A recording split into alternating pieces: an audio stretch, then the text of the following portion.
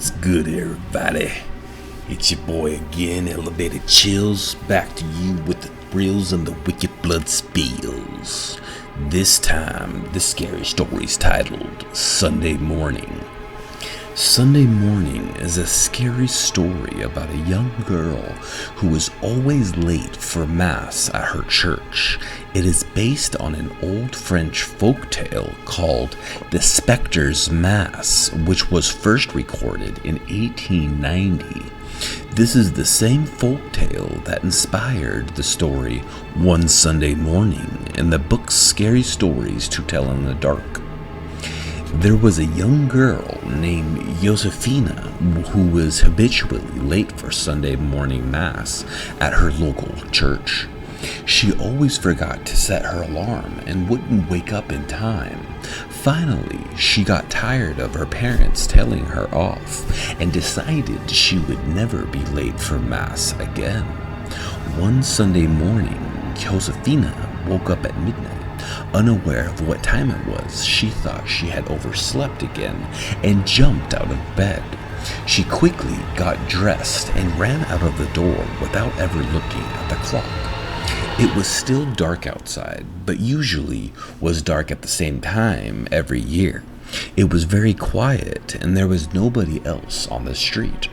The only sound she could hear was the noise of her own footsteps on the pavement as she hurried towards the church. When she heard the church bell ring, she quickened her pace and took a shortcut through the cemetery. She got to the church just as the service was about to begin. She found a seat and took a look around. Much to her surprise, she didn't recognize anyone. The church was filled with people she had never seen before. They were all staring straight ahead at an eerie silence hung over by the gathering. When the priest came out to celebrate Mass, Josephina realized he was a stranger too. The priest told the congregation to pray for the soul of a young girl named Franciso who had died the night before. Josephina was shocked. She knew Francois, and she had never even heard that the poor girl was ill. Something was radically wrong. She began to feel very uneasy. She looked around again, and as her eyes began to adjust to the dim light, she saw someone she knew. There was an old woman sitting at the back of the church. Josephina's heart sank when she remembered the old woman had died many years ago. Looking towards the front of the church, she saw that some of the people sitting there looked very strange. Their skin seemed to be pearly white. One of them turned his head, and Josephine discovered to her horror that he was nothing but a skeleton in a suit, just a skull and some bones.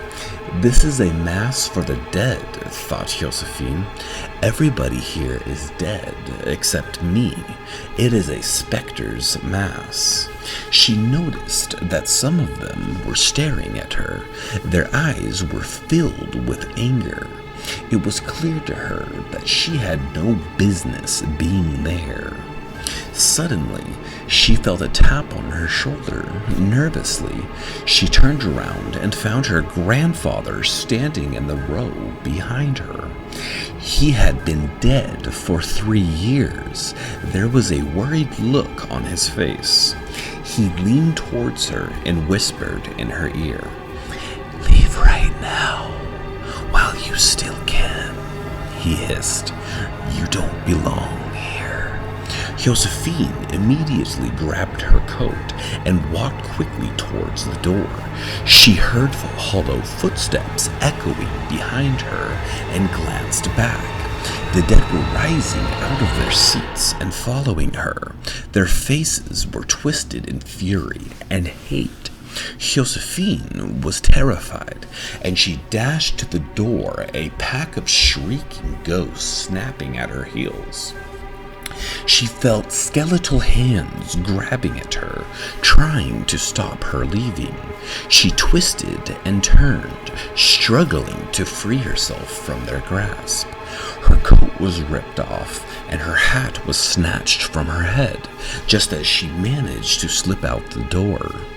Screaming and crying, and almost out of her mind with fear, Josephine ran all the way home and told her parents about what had happened later that day. Someone came to the house holding what was left of Josephine's coat and hat. They had been found in the cemetery, torn to shreds.